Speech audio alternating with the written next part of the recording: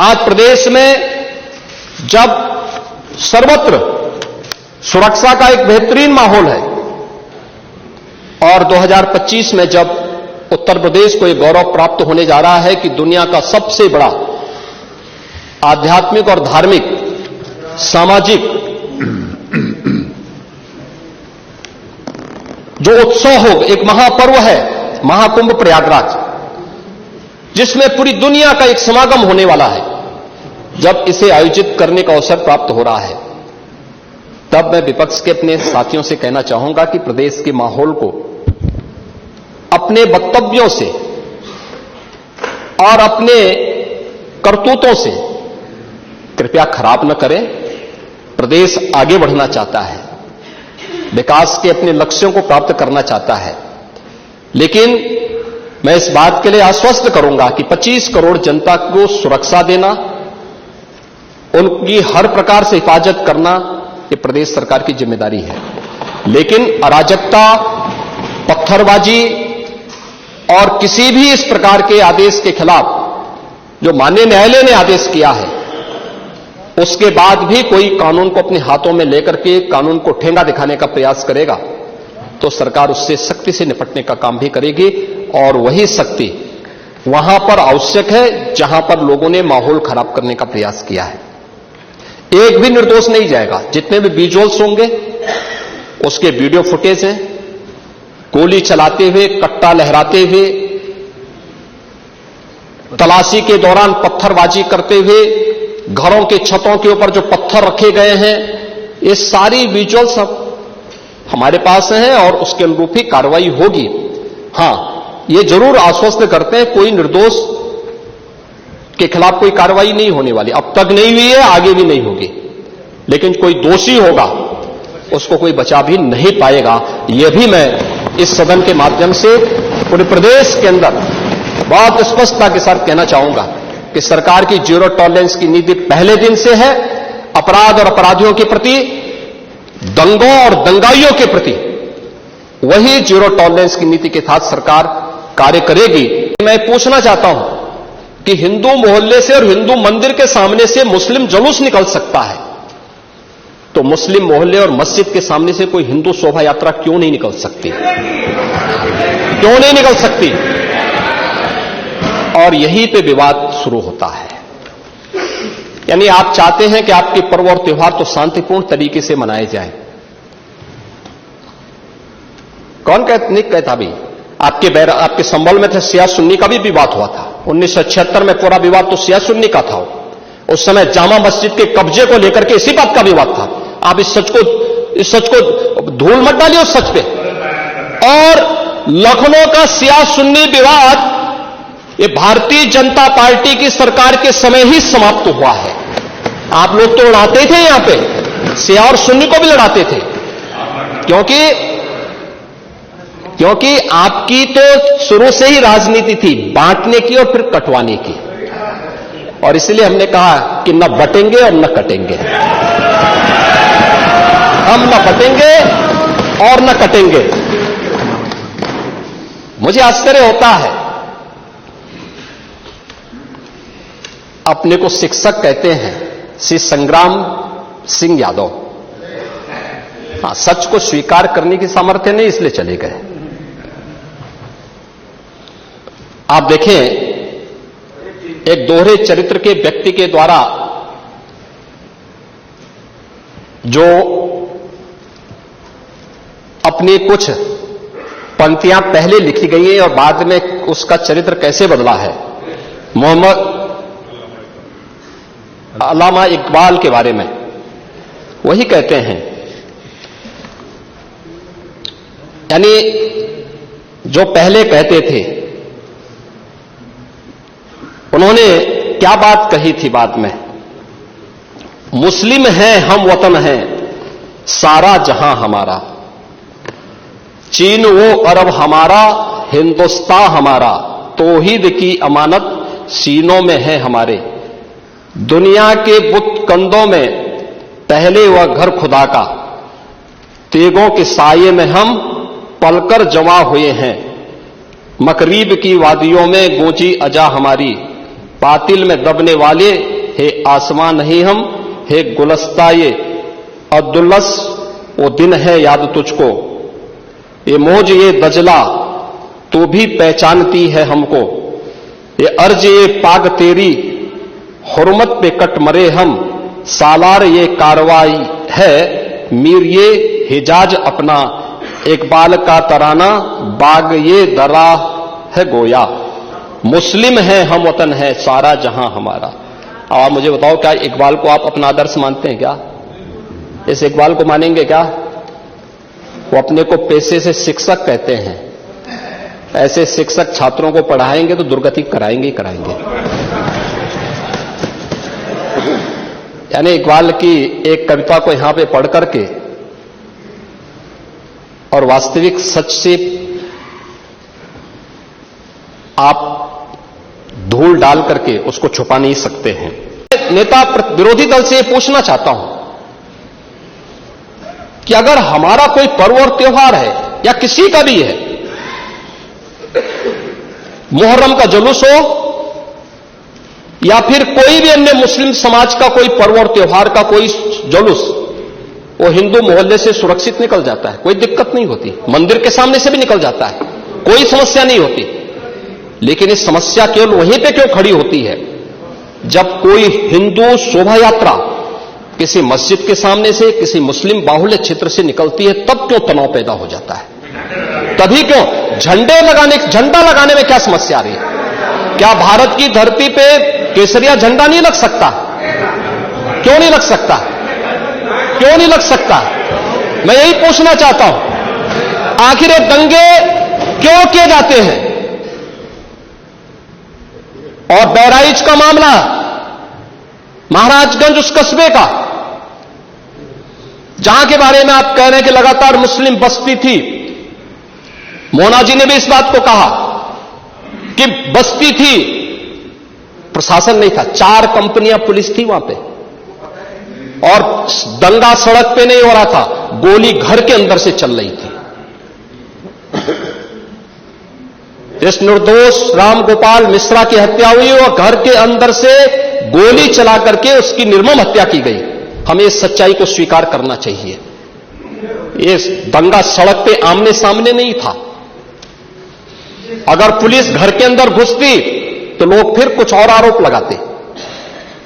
Police ने बचाव करने का अपना प्रयास किया, 4 कंपनियां वहां पे थी, और आप कह रहे हैं कि माननीय मोना जी ने भी कहा कि भारतीय जनता पार्टी के विधायक ने आरोप लगाए। भारतीय जनता पार्टी के विधायक ने इस हल्दी की घटना को लेकर के नहीं, इस महाराजगंज कस्बे की घटना को लेकर के नहीं, ये उस समय बहराइच कस्बे में थे, और बहराइच कस्बे में इनकी गाड़ी पर हमला हुआ, जो वहां से 30-35 किलोमीटर दूर है। वहां पे एक पथराव हुआ था। मैंने भी इनको कहा था, मैंने कहा देखो तुम्हारे उस क्षेत्र में दंगा हुआ है, तुम वहां तत्काल जाओ, लोगों को कंट्रोल करो। लेकिन उसको कैसे तोड़ मरोड़ करके प्रस्तुत किया जा रहा है। इन्होंने जो तहरीर दी वो दूसरे मामले में दी है, उसका इस घटना से कोई लेना देना नहीं, लेकिन उसको किस तरीके से जोड़ करके देखा जा रहा है। उस मूल संविधान की प्रस्तावना को एक बार पढ़िए। मौलिक कर्तव्यों के बारे में, मौलिक अधिकारों के अध्याय के चित्र को देखिए। अलग अलग उन आर्टिकल के उस पृष्ठों का अवलोकन करिए, आपको उसमें राम भी नजर आएंगे, कृष्ण भी नजर आएंगे, लंका दहन के उपरांत बजरंगबली भी नजर आएंगे, ज्ञान का उपदेश देने वाले बुद्ध भी नजर आएंगे। भारत की समृद्ध परंपरा का दर्शन आपको उस संविधान में मिलेगा जो बाबा साहब भीमराव अंबेडकर ने दिया था। लेकिन उस मूल संविधान में कहीं भी धर्मनिरपेक्ष या पंथ निरपेक्ष या फिर समाजवाद शब्द नहीं है, और यह आप सबकी आंखों को खोलने वाला होना चाहिए। आप लोग संविधान में बदलाव की बात करते हैं। जिन लोगों ने संविधान का गला घोंटा, उनका पिछलग्गू बन करके केवल सत्ता हथियाना चाहते हैं। जनता की आंखों में धूल झोंकना चाहते हैं। ये नहीं हो सकता। ये देश आपको नहीं करने देगा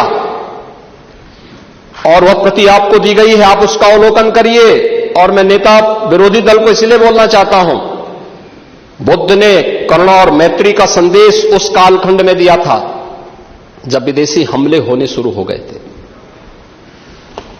लेकिन उससे पहले राम ने कहा था, निस्सरहीन करो मही भुज उठाए प्रण कीन। उससे पहले भगवान कृष्ण ने भी कहा था, परित्राणाय साधूनाम विनाशाय च दुष्कृताम। और हम तो राम और कृष्ण को ही मानते हैं, बुद्ध पर विश्वास करते हैं, उन्हीं को आदर्श मान करके हम लोग कार्य करते हैं। महोदय, जो बात यहां पर माननीय सदस्य शेखबाल महबूब ने संबल के बारे में लिखा, माननीय सदस्य कुंवर रघुराज प्रताप सिंह जी ने यह बात बहुत स्पष्ट की कि हम तथ्यों को छुपा करके कब तक जनता को गुमराह करेंगे।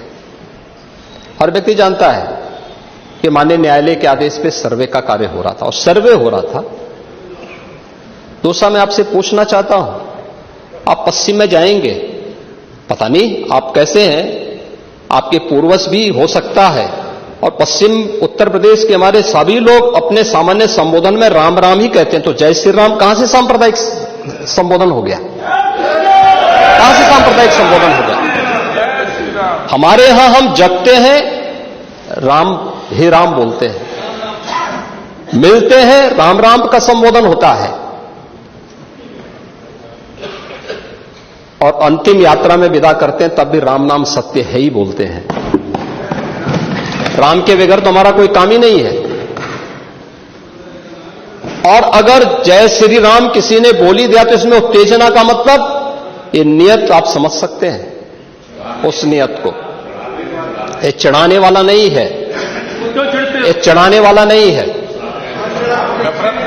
ये चढ़ाने वाला नहीं है। एक दूसरा, आपने कुंदरकी की जीत को वोट की लूट बताया। आप एक सदस्य का अपमान कर रहे हैं। आपके सदस्य की तो जमानत जब्त हो गई वहां पे। और क्या ये सच नहीं है? इस समय तो आज डिजिटल मीडिया का है। वहां का पठान, वहां का शेख सब कह रहे साहब हमारे पूर्वज तो हिंदू थे, और आप भी, आपके पूर्वज भी हिंदू थे। क्या ये सच नहीं है? और क्या ये सच नहीं है कि देशी और विदेशी मुसलमानों की आपसी भिड़ंत है जो वर्षों की लड़ाई को लेकर के वहां चल रहा है? आप लोग सच पे पर्दा डालने का प्रयास कर रहे हैं, लेकिन एक चीज जरा नोट करना कि सूर्य को, चांद को और सत्य को बहुत देर तक छुपा कोई नहीं सकता है, और सत्य जरूर सामने आएगा। और उसी सत्य के बारे में कहा जा रहा है। नेता प्रतिपक्ष कह रहे थे कि वहां की स्थिति ऐसी है कि अगर मंदिर आ भी जाएगा, मंदिर बन जाएगा। मैं कहता हूं, ये तो बाबरनामा भी कहता है कि हर मंदिर को तोड़ करके एक ढांचा खड़ा किया गया। आप तो एक श्रेष्ठ ब्राह्मण कुल में आपने जन्म लिया है। आप तो भारत के पुराणों की परंपरा पर विश्वास करते हैं। हमारा पुराण भी इस बात को कहता है कि भगवान विष्णु, श्री हरि विष्णु का 10वां अवतार संबल में ही होगा, उसी संबल में होगा।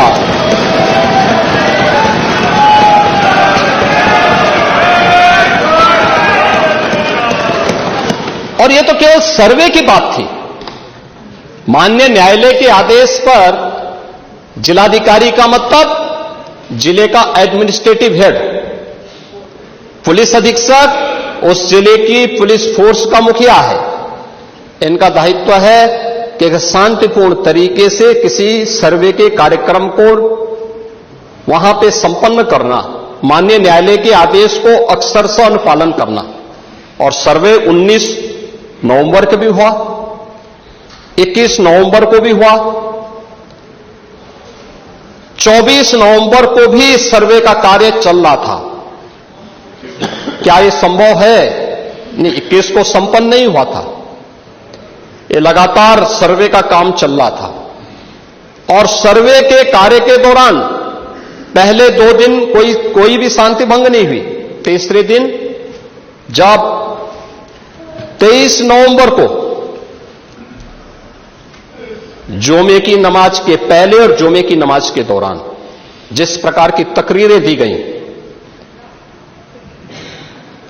उन तकरीरों के बाद माहौल खराब हुआ और फिर उसके बाद जिस प्रकार की स्थितियां की गई थी वो सबके सामने है। और इसलिए मैं कह रहा हूं, हमारी सरकार ने तो पहले ही कहा कि हम जुडिशियल कमीशन बनाएंगे। ये एक्ट के अंतर्गत ही इस कमीशन बना हुआ है। माननीय सदन में उसकी रिपोर्ट भी आएगी।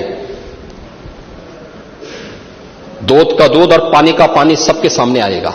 संभल की घटना या कुंदरकी की जीत, जैसे ही आपकी खटाखट की असलियत सामने आई, जनता ने कहा सपाचट। उपचुनाव में 9 में से 7 तो भारतीय जनता पार्टी और एनडीए गठबंधन जीता है। और यही नहीं, सीसामऊ और करहल, याद करिए 2022 में समाजवादी पार्टी ने करहल में 70,000 से लगभग 67,000 से जीती थी। इस बार वह मात्र 13-14,000 तक आ गई है। वो भी चच्चू थोड़ा वहां पे कृपा कर लिए, नहीं तो वहां भी सपाचट तय था। अगली बार होगा, अगली बार होगा चच्चू। अरे आप चिंता मत करिए, देख लेना अगली बार। कुछ नहीं रहे, बहुत ज्यादा रहे अगली बार। सीसामऊ में भी बाल बाल बच गए और इसलिए इस बौखलाहट में कि कुंदरकी में लोगों को अपनी जड़ें याद आने लग गई हैं। अब आपने देखा होगा उन लोगों के वक्तव्य को, डिजिटल मीडिया में थोड़ा अवलोकन करिए और देखिए वहां पे जब लोग चिल्ला चिल्ला के बोल रहे हैं कि इन विदेशियों से पिंड छुड़ाना है। क्या बोल रहे हैं लोग? सबको अपनी जड़ें याद आने लग गई हैं। और मुझे लगता है जिस दिन इकबाल महबूब जी को भी अपनी जड़ें याद आएंगी, वह भी फिर यही बात बोलेंगे जो इधर के माननीय सदस्य कह रहे हैं। पूरे प्रदेश को इस बारे में आश्वस्त करना चाहूंगा, प्रदेश के अंदर किसी भी मुस्लिम पर्व और त्योहार के दौरान, किसी भी अन्य मत और मजहब से जुड़े हुए किसी भी पर्व और त्योहार के दौरान कहीं कोई समस्या नहीं खड़ी होती, तो फिर हिंदू पर्व और त्योहार के दौरान कोई समस्या खड़ी करेगा तो सरकार उसको सख्ती से निपटने का काम भी करेगी, उतनी ही सख्ती से निपटने का काम भी करेगी। दूसरा, माननीय न्यायालय के द्वारा दिए गए आदेश का पालन करना एक प्रशासन का दायित्व है।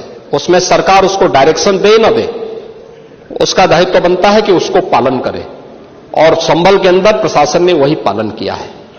आज वहां पे सारी चीजें मिल रही हैं। आखिर आपकी बात को मानते हैं कि मंदिर को आपने छेड़ा नहीं, आपने बड़ी कृपा कर दी, लेकिन ये जो 22 कुएं और उन कुओं में जो मूर्तियां मिल रही हैं, ये कुएं किसने पाट दी है? ये नोटिस पे क्यों परेशानी हो रही है? आपके सांसद जिनसे आपकी प्रतिद्वंदिता है, मानता हूं, क्योंकि वहां पे आप में तो तुर्क और पठान का विवाद चल रहा है,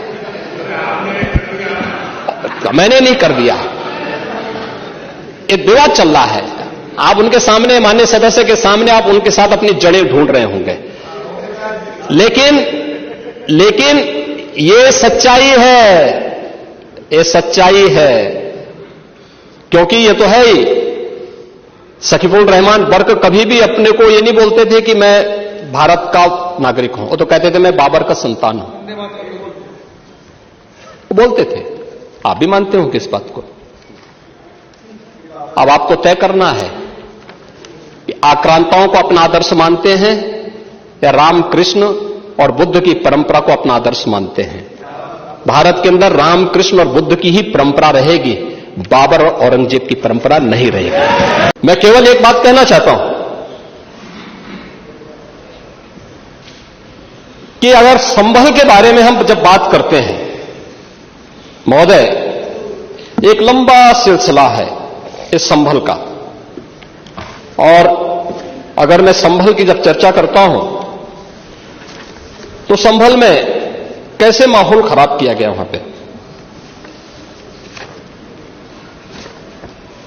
ये संभल में दंगों का जो इतिहास है 1947 से ही प्रारंभ होता है। 1947 में एक मौत होती है, 1948 में 6 लोग मारे जाते हैं,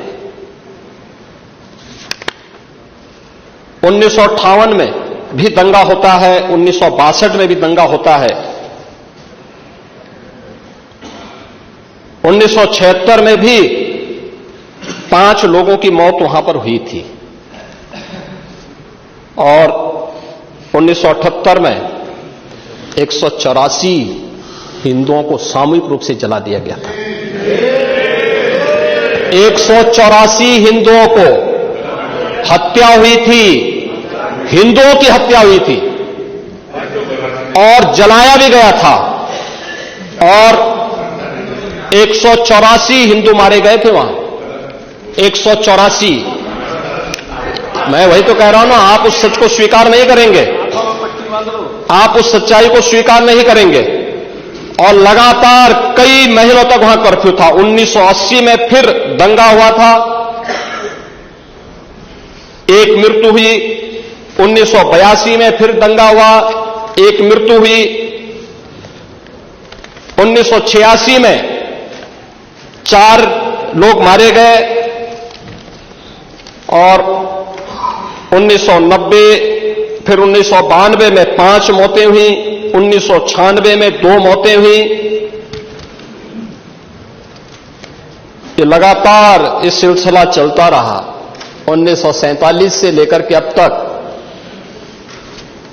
209 हिंदुओं की निर्मम हत्या वहां हुई है संभल के अंदर, 209 हिंदुओं की, और एक भी बार किसी ने उन निर्दोष हिंदुओं के लिए कभी 2 शब्द नहीं कहे, उनके प्रति, उन परिवारों के प्रति संवेदना के शब्द नहीं कहे। महोदय, जो आज घड़ियाली आंसू बहा रहे हैं, ये लोग कभी भी उन निर्दोष हिंदुओं के बारे में कभी 2 शब्द नहीं कहे। वहां पर 1978 में जो दंगा हुआ था महोदय, किस प्रकार की स्थिति थी। एक वैश्य जिसने सबको उधार दे रखा था पैसा, और इस बात को मानता था कि साहब मैं तो सबको पैसा देता हूं, मेरे यहां तो सब व्यवसाय के साथ जुड़े हुए हैं। अगल बगल के हिंदू दंगा होने के बाद उनके घर में इकट्ठे होते हैं। इकट्ठा होने के बाद उनको घेर लिया जाता है। घेरने के बाद वो बोलते हैं, भाई आप हमें क्यों घेर रहे हैं? कहा जाता है, नहीं, क्योंकि तुम इन हाथों से पैसा मांगोगे, इसलिए उनके हाथ काटे जाते हैं, फिर उनके पैर काटे जाते हैं, और फिर उनका गला रेंध करके हत्या होती है। ये लोग सौहार्द की बात करते हैं, शर्म नहीं आती इन लोगों को सौहार्द के बारे में चर्चा करने की। 1978 से जो मंदिर आज निकल रहा है, 1978 से इन लोगों ने कभी खोलने नहीं दिया उस मंदिर को, जो आज बजरंगबली का मंदिर निकल रहा है, जो वहां पर आज 22 कुएं किसने बंद किए थे? इन 22 कुओं को भी वहां पे बंद किया गया, और वहां का माहौल इतना तनावपूर्ण किसने बनाया था? ये पत्थरबाज कौन थे? एक भी गिरफ्तारी बिना साक्ष्य के नहीं हो रही है। और याद रखना, जिसने पत्थरबाजी की होगी, जिसने माहौल खराब किया होगा, उसमें एक भी बचने वाला भी नहीं है, एक भी नहीं बचेगा।